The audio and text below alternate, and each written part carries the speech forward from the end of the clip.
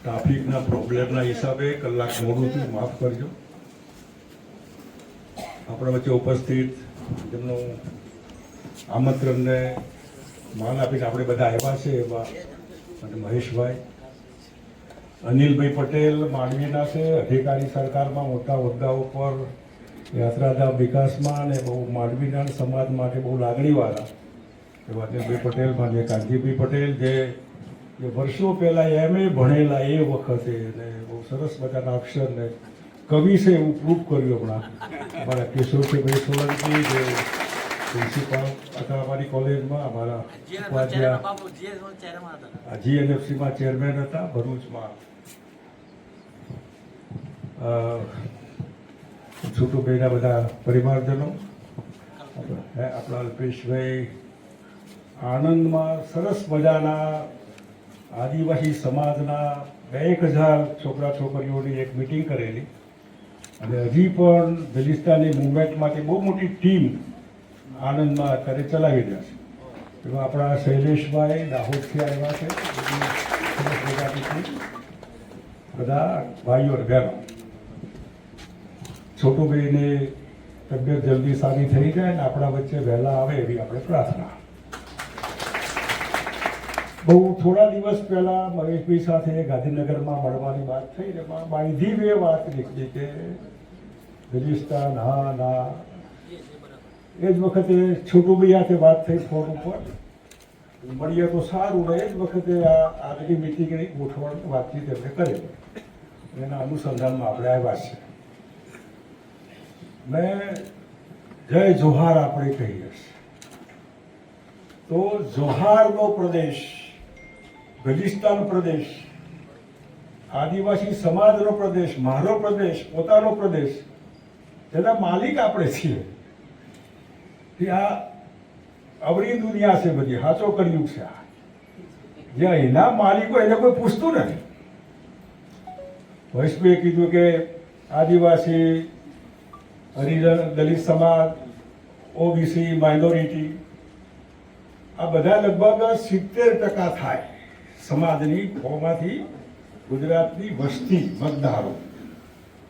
તો 30 વર્ષથી જેની બહુમતી છે એ કેમ કોઈ માલિકો નથી? 70% બહુમતી, સરકાર બહુમતીવાળી સરકારને આપણે કોઈ દાવા નીચોવાનો સંબંધ નહીં. સરકાર ચાલ્યા કરે, આપણે ચાલ્યા કરીએ. એવા વખતે એક વિશેષ સમજણ માટે કે પંજાબમાંથી હિમાચલ અલગ પડ્યું, હરિયાણા અલગ થયું. હું ઝારખંડ ગયો હતો હમણાં, એરપોર્ટનું નામ જ બિરસા મુંડા એરપોર્ટ છે. એટલે ગુરુજી હતા જે ઝારખંડનો યશ જેમને મળે, પાર્લામેન્ટમાં મારી સાથે હતા. આખી જિંદગી સમાજ માટે, એમનો દીકરો અત્યારે મુખ્યમંત્રી છે. તો એવો એક વિસ્તાર જેમાં ગુજરાત, મધ્યપ્રદેશ, રાજસ્થાન અને મહારાષ્ટ્ર, બલિસ્તાનના નામે 2 પાર્લામેન્ટના મેમ્બર રાજસ્થાનમાંથી જીત્યા સમાજના નામે. હું અહીં પાયાનું જે મહત્વનું છે કે જે કંઈ હોય સરકારના હાથમાં છે. તમે દુનિયાભરની ફરિયાદ કરો, જે ફરિયાદનો ઉકેલ ગવર્મેન્ટના હાથમાં હોય, એની સામે એના વિરુદ્ધમાં તમારી ફરિયાદ હોય તો ઉકેલ ના આવે, તો ઉકેલ આવે એવી સરકાર લાવો ને. ઉકેલ આપણા પ્રશ્નો છે કોઈ સાંભળતું નથી. 70% છીએ, પ્રશ્નો 70%ના જ છે, 30% વાળાના નથી. તો તમારી વાત ન સાંભળે તો સાંભળે એવી સરકાર લાવો ને. લોકશાહીમાં સરકાર લાવવી એ ખોટું નથી, પણ આજે તો હું ફક્ત બલિસ્તાનની, ત્યાં આપણું જે જોહાર સ્થાન, જોહાર પ્રદેશ, આદિવાસી પ્રદેશ, એની વાત કરવા માટે ખાસ આવ્યો છું. આ વાત તમે જો એનો અભ્યાસ કરો તો લગભગ 58-60 જેટલી વિધાનસભાની બેઠકો થાય છે. દરેક જિલ્લા બને છે. 1.5 થી 2 કરોડ સંખ્યા થાય છે. અને આ બધો પ્રદેશ થાય તો ગોધરામાં, પંચમહાલમાં, દાહોદ અલગ કરેલું તો દાહોદમાં ટ્રાઇબલ સમાજ માલિક છે દાહોદનો, આવી અનુભૂતિ ફીલ થાય તો આપણે આપણા પ્રશ્નો એનું સોલ્યુશન આપણે લાવવાનું છે. હું આદિવાસી નથી, મેં જે જોડો પહેર્યો હોય એ ડંકે તો મને જ ખબર પડે. તમારા પ્રશ્નો, તમારી તકલીફ મને ખબર ના હોય. અને એટલે મેં છોટુભાઈ, અમરસિંહભાઈ, બધા જે આગેવાનો હતા અને બીજા જે NGO હતા, આ બધાની મીટિંગ બોલાવીને કે શું કરાય સમાજ માટે. અને હું 20 વર્ષ થઈ ગયા 97 એક બી પ્રશ્ન એવો નહોતો. તમને માલિકના જમીનના માલિકના પટ્ટા દાહોદમાં જાતે હું આપવા ગયો. એટલે આખા ગુજરાતમાં એક સમાજ જેને કોઈ સામે ન જોતું હોય અને જ્યાં સાચા જમીનના, જંગલના અને પાણીના માલિક. એટલે મને શું કે જો આ સમાજ પોતે વાત કરે એક વાત છે, બીજા અમે તમારી વકીલાત કરીએ. હું પબ્લિકને કહું છું જેને જે માનવું એ માનો. હું આ બેલિસ્તાનનો, હું આ જય જોહાર એનો હું હિમાયતી છું. અને હિમાયતી એટલા માટે કે તમને તકલીફ હોય તો સોલ્વ કરો. પ્રશ્ન તમારો છે, ઉકેલ તમારા હાથમાં છે. અધિકારીઓ તમારા, માલિક તમે, મુખ્યમંત્રી તમે, હોમ મિનિસ્ટર તમારા, આરોગ્ય મંત્રી તમારા, શિક્ષણ મંત્રી તમારા, જે કરવું એ કરો. આ ખાલી ભાષણથી ન થાય, ખાલી જિંદાબાદ મુર્દાબાદ એનાથી ન થાય. કેટલીક વાત દિમાગથી લડવાની હોય, મગજથી લડવાની હોય. અને એમાં આ આખું ગુજરાત 27 વિધાનસભામાં આપણે અનામત છે. 10 સીટો વિધાનસભાની ટ્રાયબલ સમાજ જ્યાં મત આપે એ ઉમેદવાર જીતી શકે. એ કરજણ હોય, હાલોલ છે, ઝઘડિયા, વાઘોડિયા, ઘણા વિસ્તાર છે. આ તમે 35 થી 40, 37 થી 40 સીટના વિધાનસભાના માલિક છો. તમે આ મુદ્દો સમજજો. આમાં કોઈ ભાજપ, કોંગ્રેસ, બીજું ત્રીજું નથી. જય જોહાર સિવાય કંઈ નથી. અને જેને જય જોહારમાં રસ હોય એ આ 27 સીટ જીતે અને બાકીના 10 જીતા. એની વાતમાં કોઈ જાહેરમાં કે બરાબર વાત બરાબર છે તમારી. આ 27 અને બાકીના બધામાં તમે ખાલી 25 વિધાનસભાની સીટની ગેરંટી આપો.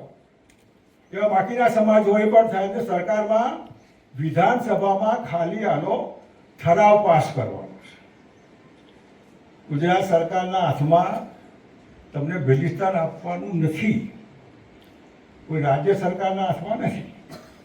પણ હવે આ મુદ્દા ઉપર લડવા માંગીએ છીએ ને લડવાનો સમય વિધાનસભાનું ઇલેક્શન હોય જે તે પ્રદેશનું એ વખતે. અમારી વાત માનો તે, બાકી અમારા મત તમને નહીં મળે. તો ગુજરાતમાં એવી સરકાર હોય જે તમે બનાવેલી હોય, જે ઠરાવ પાસ કરે વિધાનસભામાં, અમે બેલિસ્તાનના હિમાયતી છે ને ગુજરાતનો પ્રદેશ જે કંઈ આવતો હશે અમે બેલિસ્તાનમાં આપવા માટે બંધાયેલા છે. રાષ્ટ્રપતિને મોકલ્યા. મધ્યપ્રદેશ તો સમાજ ભેગો થાય. જો બેલિસ્તાનમાં ટેકો નહીં આપો તો અમારા મત કોઈ પણ પાર્ટી હોય તો નહીં પડે. તો તમારી વિધાનસભા ઠરાવ કરે જે પાર્ટીની હોય કે તમારા હિસ્સામાં આવતો વિસ્તાર એ તમે બેલિસ્તાનમાં આવો. હવે રાજસ્થાન, હવે મહારાષ્ટ્ર, આ દબાણ થાય સમાજનું. તકલીફ એ હોય કે સમાજના આગેવાનો તો વિભાજિત હોય અને પોતાના ભાવ બોલાવતા હોય, ચીટર માણસ હોય, હાથમાં તેલ ચોપડીને આવતા હોય, એવા સમાજનો ભરોસો કરતા નહીં. દરેક સમાજમાં આપણે માણસો છીએ, દરેક સમાજમાં આવા માણસો હોઈ શકે, પરંતુ સમાજના ભોગે જે કંઈ હોય તે સમાજ, દરેકનો સમાજ છે. મારો સમાજ મારો સમાજ, તમારો સમાજ તમારો સમાજ. સમાજના ભોગે સમાજથી માણસ મોટો ન હોઈ શકે. સમાજના નામે અનામતના લાભ લેવા છે, સમાજના નામે ચડી ખાવું છે, સમાજના નામે મજા કરવી છે, તો મૂકવા આવે તો સમાજના એ કરો ને. એવા સમાજનો બીજો મુદ્દો, હું તો પંચમહાલમાંથી પાર્લામેન્ટનો મેમ્બર હતો એટલે મને ટ્રાયબલની આખી દુનિયા બધી ત્યાંની ખબર. મોરારજી દેસાઈએ બહુ મોગરા કપાઈ નાખેલા, મોગરાના ઝાડ. મોરારજીભાઈ બહુ વિરોધી. હું પણ દારૂ પીવાનો વિરોધી છું. હું પીતો નથી, કોઈ પીવે મને ગમે નહીં. આ ક્લિયર કટ છે. પણ અમારા કુંવાજી વાદશાહે વિધવા બહેનોની એક મિટિંગ બોલાવેલી ભરૂચમાં. લગભગ 10,000 જેટલી બહેનો હોઈ શકતા છે. એમને કીધું બાપુ દર વર્ષે જુવાન છોકરાઓ જે કોઈનું માનતા નથી ને નવસારીયું પી પીને મરી જાય છે પછી 30 વર્ષની ઉંમરમાં. બે છોકરાઓ મૂકીને વિધવા બેને ક્યાં ગયા? તો એને પીવું છે તો સારું પીવા દો ને. અને ઘોડાના દારૂ જેવું મોડાનું પીણું પીવા જેવું આખી દુનિયામાં કોઈ એવું સારું પીણું નથી જે તમને તબિયત સુધારે. બેફામ થવા માટે તો ઘણા રસ્તા છે બીજા. આપણા એચ.એમ. પટેલ પિતા, મારા મકરંદ દેસાઈ પિતા, ઘણા પીવે છે. બેફામ થવા માટે ઘણા રસ્તા છે. આ બેફામ થવા માટે નથી. હું જે દારૂબંધી હટાવવાના મતનો છું એ અહીં ગુજરાતમાં દારૂબંધી છે જ નહીં. આખા બુટલેગરને બધા પોલીસ ખાતું બધા કરે, બુટલેગરો બધા કરે અને ખોટું બનાવતી તો રાજસ્થાનથી આટલું પકડાયું, દમણથી આટલું પકડાયું, અહીંથી આટલું પકડાયું. તો જેને જેમ ચા પીતા હોય, કોફી પીતા હોય, આ તમે એ રીતે દવા તરીકે એને ઉપયોગ કરો. અને એમાં આદિવાસી સમાજની મહિલા બહેનો જે ગ્રેજ્યુએટ હોય, સરકાર 10 લાખ રૂપિયા એને લોન આપે, ડિસ્ટરી જેને આપણે ગાળવાની ભઠ્ઠી કહીએ બીજી ભાષામાં, એ ભઠ્ઠીની મેં પ્રોસેસ જોયેલી છે બધી. તમારી માહિતી માટે મેં મોહરાનો દારૂ પીધેલો છે અને સારામાં સારા દારૂ એટલા માટે ટેસ્ટ કરીને તમને કહું છું કે સારામાં સારો. પણ જાહેર જીવનમાં આવ્યો મોરારજી દેસાઈએ કીધું હતું કે ડબલ સ્ટેન્ડર્ડ નહીં જીવવું જોઈએ. એ વખતે આમ પાણી મૂકીને આજથી બિયરે નહીં, અહીં કંઈ ક્યાં નહીં પીવાનું. અને હું ન પીતો તો કોઈ પીવો પણ ન ગમે. પણ દુનિયા ચાલે છે તો સરખી રીતે એને, અમારા બાપુજી ચા પીવે એની મનાઈ કરતા, અમે ખાનગીમાં ચા પીતા. અમે ચાથી પણ લોકોને વાંધો હોય. આ બેફામ થવા માટે નથી. આના લીધે તમે વિચાર કરો કે જે આવી લગભગ 5,000 બહેનોને આ વિસ્તારમાં તમે આપો તો એની જિંદગી સાચા અર્થમાં મારુતિ લઈને એ ફરશે. કારણ કે આ રોડ ઉપરથી લોકો ખાલી મૂકશે આમ બોટલ, લોકો એના હાથે ભાવ પૂછી જોઈને લઈ જશે, એટલા અમારે લઈ. એવું એની આવક ગુજરાતમાં 50 લાખ કરતાં કરોડ કરતાં વધારે. આ આવક માટે કાઢી નાખવાના મતનો નથી. આવકનો આવો ઉપયોગ સારો પણ આવક થવાની જ છે. તો હું ગુજરાતના બધા જ બાળકોને કેજીથી પીજી સુધી ફ્રી એજ્યુકેશન, દવાખાનું ફ્રી. મોંઘવારી અહીં જ નડે છે પબ્લિકને, મોંઘવારી અહીં જ નડે છે. મારે તમારી ફી નથી લેવી. તમારા બાપુજી બીમાર હોય, તમે કોઈ બીમાર હોય તો તમારે એમાં કોઈ પણ દવાખાનામાં, સરકારી દવાખાનું એવું નહીં. તમે ઝાયડસમાં જાઓ, જેવેસમાં ભણો, સરકારી નહીં, સરકાર એનું બિલ આપે. તમારી ફી જ્યાં એડમિશન મળ્યું હોય ત્યાં એની ફી સરકાર આપે. જે દવાખાનામાં જવું હોય એની ફી ડાક્ટરની, હોસ્પિટલની એ સરકાર. મોંઘવારીનું બહુ મોટું મારણ દવાખાનું અને શિક્ષણ. અને આ રીતે આ એક બધી જે ગુજરાતમાં છે ખોટું દારૂ પીને લોકો મરી જાય છે, એના બદલે આ બાજુમાં અને સૌરાષ્ટ્રમાં મોલાસીસ, દારૂ મોલાસીસ સુગરનું ખાંડનું નીકળે છે, એનો દારૂ લોકો પીવે તો એ કંઈ ખોટું નથી. એ બાજુ એને લાયસન્સ અપાય, કોળી સમાજને લાયસન્સ અપાય. સમાજના નીચલા તબક્કાને અપલિફ્ટ કરવા માટેના આ રસ્તા છે.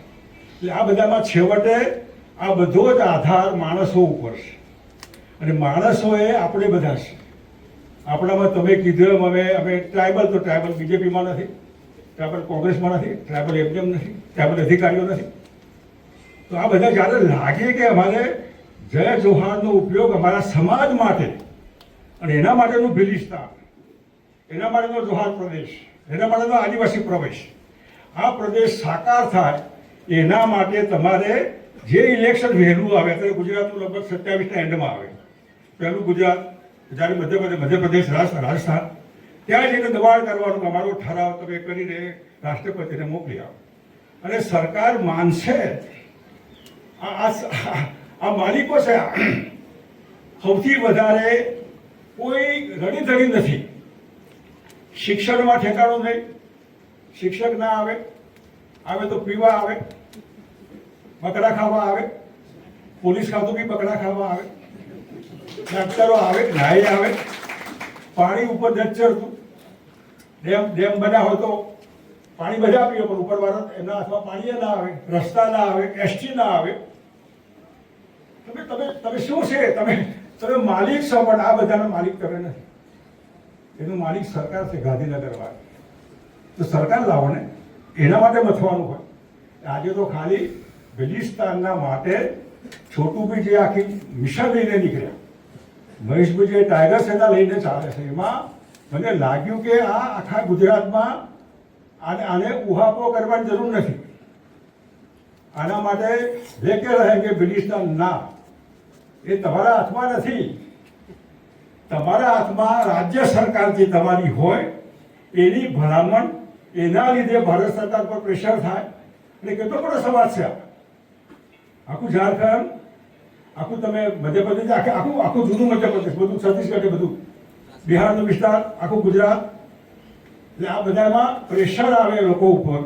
અને હું માનું ત્યાં સુધી કોઈ પણ સરકાર આ સમાજની લાગણી માટે થોડા માનવતાવાદી લોકો હશે તો જરૂર આપણને સમર્થન આપશે. અને એટલે મને લાગ્યું કે આ વાત તો આપણે બધાને કહેવી જોઈએ. મેઇનલી જે આરોગ્ય, તેનાથી આપણે ત્રાહીમાં પોકારે, સારી દવા મોંઘી, તો તમને ફ્રી દવા, ફ્રી દવાખાનું, ફ્રી પ્રાઇમરીથી માંડીને પોસ્ટ ગ્રેજ્યુએશન સુધીનું એજ્યુકેશન ફ્રી. અને આપણે આપણા માલિક એટલે તમને ફરિયાદ કરવાનો હક જતો રહે. ફરિયાદ સોલ્યુશન તમારા હાથમાં છે. સરકાર તમારી છે, તમે તમારી સરકાર અમે ફરિયાદ કરો છો તો સોલ્વ કરો ને. સોલ્વ કરવાનો માલિકી ભાવ આ મિટિંગમાં પેદા થાય કે ભાઈ આજે તો કાલે પણ અમે આ પ્રમાણે અમારું બલિસ્તાન સાકાર કરીશું. એ શબ્દો સાથે આપ સૌનો આભાર. જય જોહાર. ખૂબ ખૂબ આભાર.